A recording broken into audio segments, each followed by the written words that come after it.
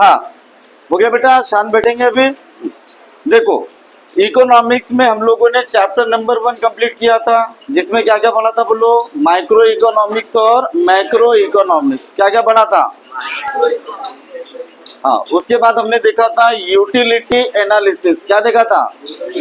हाँ, utility analysis में क्या देखा था हमने? फीचर्स और क्या देखे थे? टाइप्स। क्या देखे थे? हाँ, और हमने एक लेक्चर में देखा था relationship between total utility and marginal utility. आज का जो ये क्वेश्चन है आपके एग्जाम में 8 मार्क का क्वेश्चन आ सकता है। कितने मार्क का? 8 मार्क का। ठीक है, क्वेश्चन का नाम है बेटा explain the law of DMU. क्या है बोलो? हाँ, मतलब हम आज से हम क्या पढ़ने वाले? Law of diminishing marginal utility. क्या पढ़ने वाले बोलो? Law of diminishing marginal utility. Short में इसे क्या बोलते हैं? Law of DMU. क्या कहते हैं? डी मतलब डिमिनिशिंग, एम मतलब मार्जिनल, यू मतलब यूटिलिटी। ठीक है, तो इसे लिखना कैसे? सबसे पहले लिखेंगे बेटा इंट्रोडक्शन ऑफ द लॉ। क्या लिखेंगे? हाँ, कि ये लॉ किसने बनाया, क्यों बनाया, सारी चीजें। Introduction of the law. Introduction of the law में क्या लिखना है? The law of DMU. क्या लिखेंगे बोलो? The law of DMU is the most important law. The law of DMU is the most important law to understand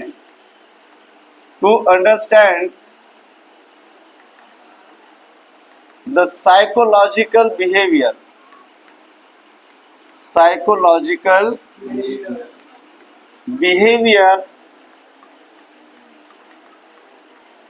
of consumer. इतना समझ में आया क्या बोलो? Psychological behaviour of consumer.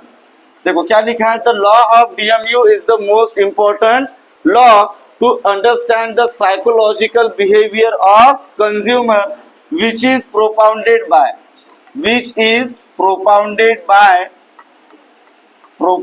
Bye professor Alfred Marshall in his famous book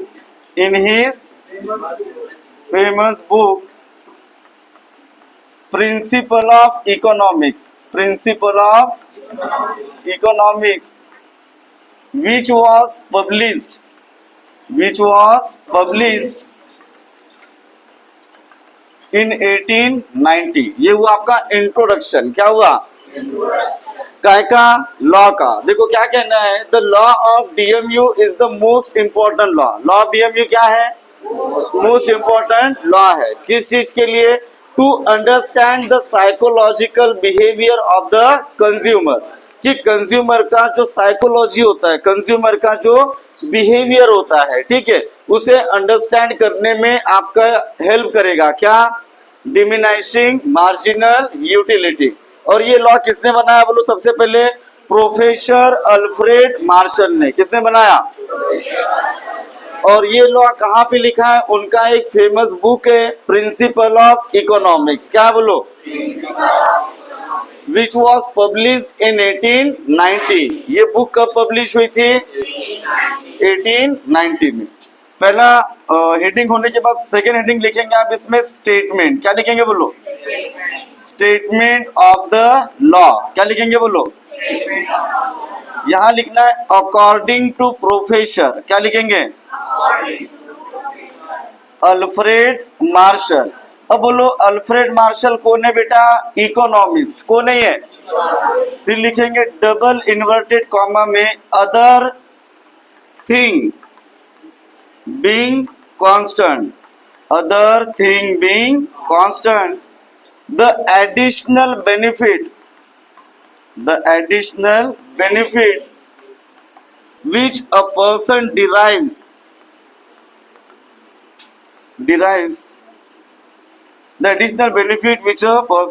from every increase in the stock are diminished, क्या होगा? Diminished. देखो according to professor Alfred Marshall, इनका कहना क्या है? अदर थिंग बीइंग कांस्टेंट, बाकी सारी चीजें क्या है? कांस्टेंट है, उसमें कोई भी चेंज नहीं है। The additional benefit which a person derive, मतलब हम को किसी कमोडिटी को जब कंज्यूम करते हैं, क्या करते हैं? तो उससे हमको क्या मिलता है? बेनिफिट मिलता है। क्या मिलता है? बेनिफिट। तो जैसे जैसे हम स्टॉक को क्या करते जाएंगे? इंक्रीज करते जाएंगे। क्या करते जाएंगे? इंक्रीज करते जाएंगे। तो जो मिलने वाला यूटिलिटी है वो बढ़ेगा कि कम होगा? अरे every increase in the stock, बराबर है, तो उससे मिलने वाली उपयोगिता बढ़ेगी या कम होगी? कम होगी। उसी को बोलते हैं क्या? Marginal utility. क्या बोलते हैं? बोलो, बढ़ेगा कि कम होगा? कम होगा, उसी को बोलते हैं डिमिनाइज्ड होना। क्या होना? इसीलिए इस लॉ का नाम क्या है? डिमिनाइजिंग मार्जिनल यूटिलिटी। समझ में आया कैसे लिखना है? सबसे पहले क्या लिखना है? Introduction of the law. क्या लिखना है? फिर क्या लिखना है? बोलो, स्टेटमेंट ऑफ द लॉ। क्या लिखना है? फिर आप बनाएंगे बेटा इसमें टेबल। क्या बनाएंगे? टेबल। ठीक है, टेबल कैसे बनाएंगे? देखो कलर अलग है।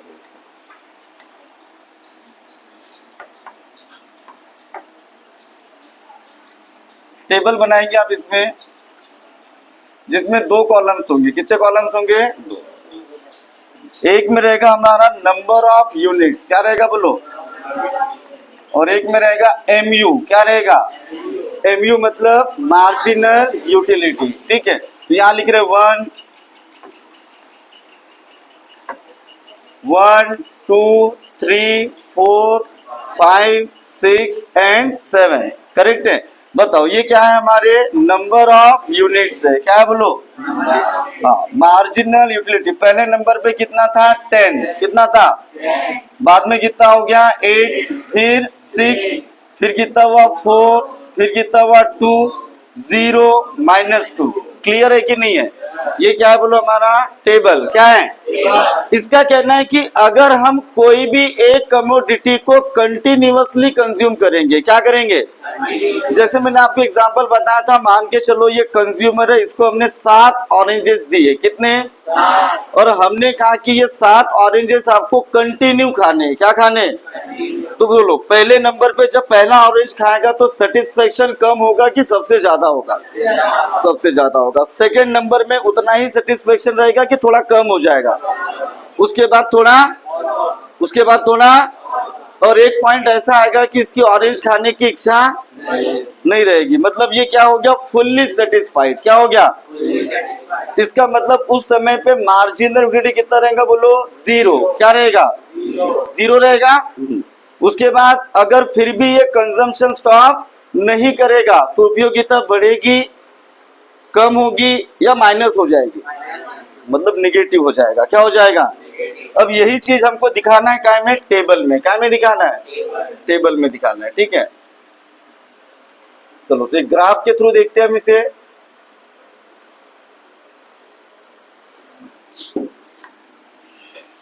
देखो ये बना दिया हमने, क्या? ग्राफ।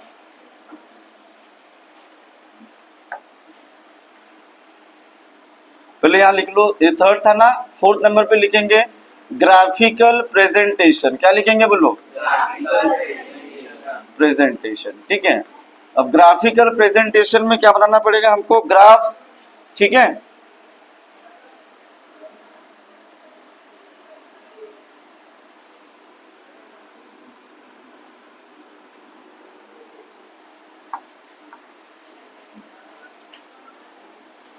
देखो ये कौन सा एक्सिस हो गया अपना? X axis. और ये कौन सा है? Y axis. यहाँ पे क्या रहेगा? 0। यहाँ लिख रहे बेटा आप लोग नंबर ऑफ यूनिट्स। क्या लिख रहे? बोलो, यूनिट्स। ठीक है, बताओ पहले नंबर पे क्या लिखेंगे? यहाँ पे number 1, number 2, number 3, number 4, number 5, number 6, number 7। ऐसे कहाँ तक लिखने? बोलो, 7 तक। कहाँ तक लिखने?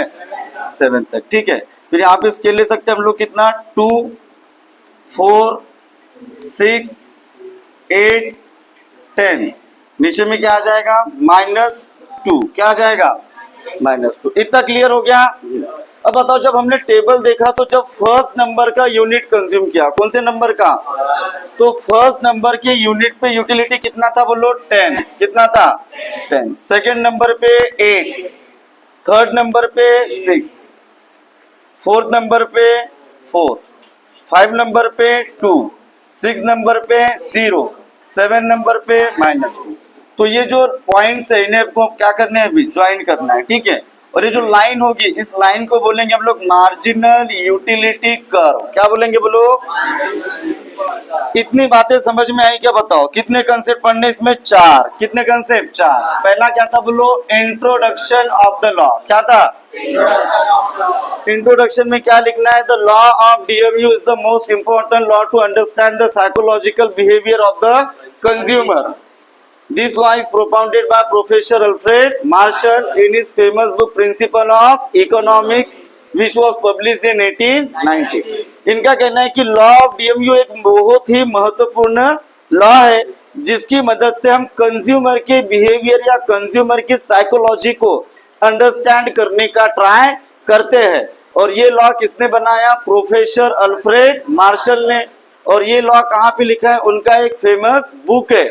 क्या नाम है बुक का बोलो, प्रिंसिपल ऑफ इकोनॉमिक्स। क्या है, जिसका पब्लिकेशन कब हुआ था, 1890 में। कब हुआ था, तो ये it is all about the introduction of the law. ये क्या था बोलो, इंट्रोडक्शन। फिर क्या लिखना है हमने, स्टेटमेंट ऑफ द लॉ। क्या लिखना है, स्टेटमेंट में क्या लिखेंगे, according to professor Alfred Marshall. किसके अकॉर्डिंग रहेगा, प्रोफेसर अल्फ्रेड मार्शल के।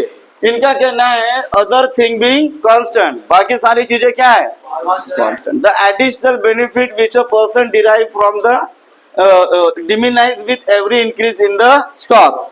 जैसे जैसे हम स्टॉक को क्या करते जाएंगे, बढ़ाते जाएंगे। बताया मैंने आपको 7 ऑरेंज दिया। पहले नंबर पे यूटिलिटी क्या थी, ज्यादा थी। सेकेंड नंबर पे, थर्ड नंबर पे और कम, फोर्थ नंबर पे और कम।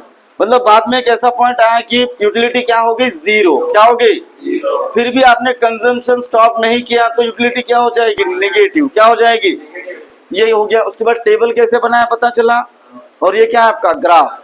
इसके बाद लिखते हैं बेटा हम लोग एक्सप्लेनेशन। क्या लिखते हैं, हाँ, 5वें नंबर की चीज होगी क्या, एक्सप्लेनेशन। तो इस तरीके से 5 कंटेंट आपको इस लॉ में देखने मतलब लिखने हैं। क्या लिखेंगे बताओ, पहला पॉइंट क्या लिखेंगे, the above tabular and graphical. मतलब ये टेबल और ग्राफ में जो जो हो रहा है वो इसमें क्या करना है, अपने को एक्सप्लेन करना है। The above tabular and graphical presentation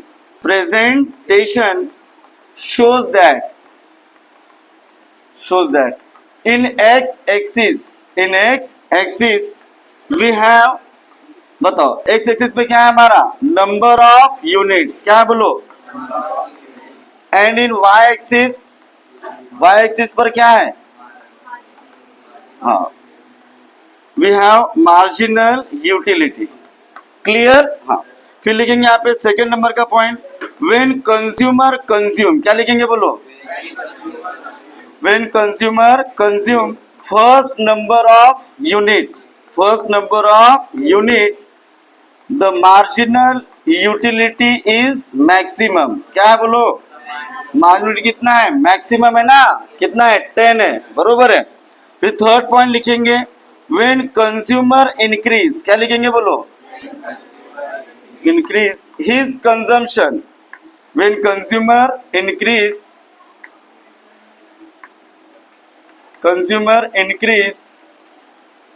his consumption, marginal utility is diminished। बराबर है, बोलो मार्जिनल यूटिलिटी क्या होने लग गई, डिमिनाइज्ड होने लग गई। ठीक है, when consumer consume, third point लिखेंगे, when consumer consume 6 number of unit, 6 number of unit, marginal utility becomes 0। क्या हो गई, after that it will shows the negative sign। इसके बाद वो क्या हो गया, निगेटिव हो गया। इतनी बात समझ में आ गई क्या? बोलो। सबसे पहले क्या लिखना है हमने? Introduction of the law. क्या लिखना है? उसके बाद क्या लिखना है? Statement of the law. क्या लिखना है? क्लियर। फिर क्या लिखेंगे? टेबल। क्या बनाएंगे? उसके बाद ग्राफ, ग्राफ के बाद एक्सप्लेनेशन। तो ये हो गया बेटा आपका लॉ ऑफ डीएमयू। क्या हुआ? देखो लॉ ऑफ डीएमयू में सबसे बड़ी बात क्या है? एक इंपॉर्टेंट सेंटेंस समझेंगे, ठीक है। According to professor Alfred Marshall का कहना है कि भाई लॉ ऑफ डीएमयू या इकोनॉमिक्स के जो भी लॉज होते हैं, किसके? इकोनॉमिक्स के जो भी लॉज होते हैं वो हाइपोथेटिकल होते हैं। कैसे होते हैं? कंडीशनल होते हैं, ठीक है। इसको अप्लाई करने के लिए हमें एक सिचुएशन क्रिएट करना पड़ता है। क्या क्रिएट करना पड़ता है? सिचुएशन, बराबर है। हमेशा इससे मिलने वाला रिजल्ट एक जैसा नहीं होगा, रिजल्ट्स में वेरिएशंस आते हैं। क्या आते हैं?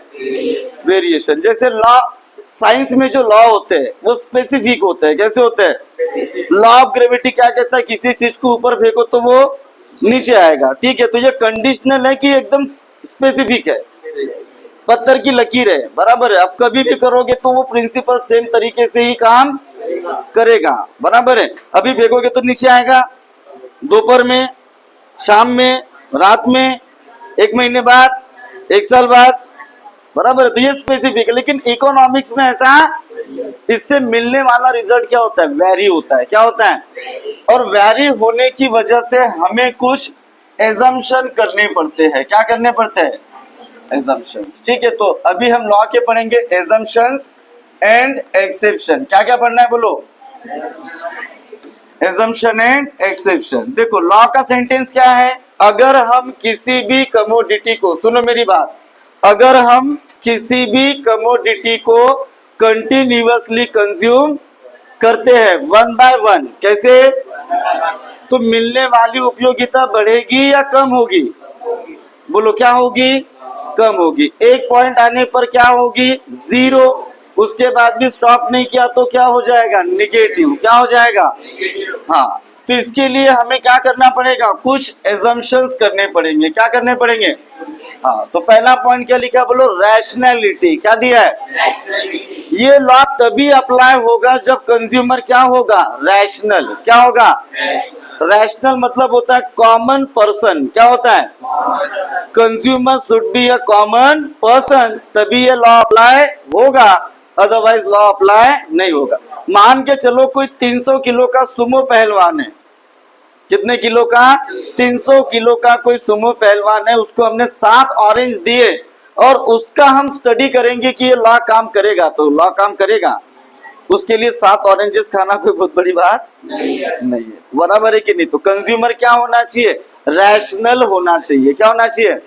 हमारे तुम्हारे जैसा है कॉमन कंज्यूमर होना चाहिए, तभी ये लॉ काम करेगा, अदरवाइज ये लॉ काम नहीं करेगा। सेकंड दिया बेटा कार्डिनल मेजरमेंट। क्या दिया है? बताओ, यूटिलिटी कोई दिखने वाली चीज है क्या? Utility satisfaction. जैसे मान के चलो आपको कोई चीज चाहिए, वो चीज आपको मिल गई तो आपको एक सेटिस्फेक्शन मिला, खुशी हुई, उससे यूटिलिटी मिली। तो उसको हम देख सकते हैं क्या? हम उसको किलो में काउंट कर सकते हैं क्या? मीटर में, सेंटीमीटर में? नहीं। लेकिन अगर 7 ऑरेंज दिए मैंने और आपको पूछा बताओ सबसे ज्यादा अच्छा ऑरेंज कौन सा लगा, आप 7वें नंबर का बोलेंगे कि पहले नंबर का? क्योंकि तब आप भूखे थे, बराबर है। तब आपको बहुत इच्छा थी ऑरेंज खाने की, और 7वें नंबर तक इच्छा क्या हो गई थी? खत्म हो गई थी। समझ में आ रहा है नहीं आ रहा है? तो हम इसे कार्डिनली मेजर करते हैं। कैसे? जैसे रैंक देते हैं, पता है? रैंक 1, रैंक 2, रैंक 3, इसे बोलते हैं कार्डिनल मेजरमेंट। क्या बोलते हैं? तीसरा दिया होमोजिनिटी। क्या दिया है? होमोजिनिटी मतलब होता है एक जैसा। क्या बोला मैंने? अगर मैं आपको ऑरेंज दे रहा हूं तो सातों के सातों क्या होने चाहिए? ऑरेंज ही होने चाहिए। अगर मैंने आपको 2 एप्पल दिए, 2 मैंगो दिए, 3 ऑरेंज दिए, तो उपयोगिता कम होगी क्या? क्योंकि सबका टेस्ट क्या है? अलग अलग है, बराबर। ऑरेंज खाया अलग टेस्ट आया, मैंगो खाने से अलग टेस्ट आया, एप्पल से अलग। तो यहाँ पे उपयोगिता मतलब ये लॉ अप्लाई कब होगा? जब चीजें क्या होगी, सेम। सेम म्हणजे होमोजिनिटी, क्या कहते हैं। चौथा कंडीशन क्या है, कंटिन्यूटी। क्या है बोलो, ये कंडीशन है, ये लॉ तभी अप्लाई होगा, अदरवाइज ये लॉ अप्लाई नहीं होगा। कंटिन्यूटी मतलब मैंने आपको 7 ऑरेंज दिए और मैंने एक कंडीशन रखा कि ऑरेंज क्या करना है, लगातार खाना है, 1 बाय 1 आफ्टर 1। ऑरेंज खाया, पूरा गांव का चक्कर मार के आए, फिर दूसरा ऑरेंज खाया, थोड़े देर बाद 2-3 घंटे बाद फिर एक ऑरेंज खाया, ऐसे आपने 24 घंटे में 7 ऑरेंज खाए, तो उपयोगिता कम नहीं होगी। उपयोगिता कम कब होगी, जब हम कंटिन्यूअसली कंज्यूम करेंगे। तो हमारा लॉ तो यही बोलता है ना कि अगर हम किसी चीज को कंटिन्यूअसली कंज्यूम तो मिलने वाली उपयोगिता